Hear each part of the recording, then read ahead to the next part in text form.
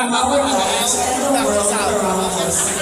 It is truly an honor to stand before you and express our heartfelt gratitude to these exceptional individuals. In a world that often feels overwhelmed,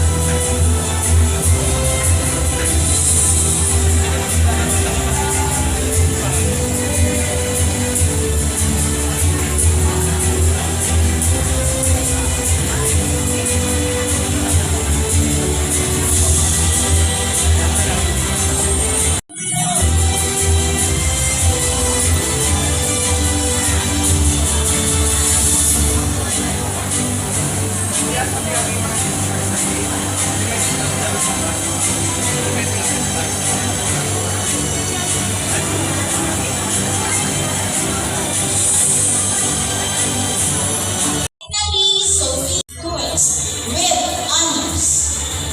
Given Grace P. Tino with honors. Justin M. Delatre with honors. Ijenmir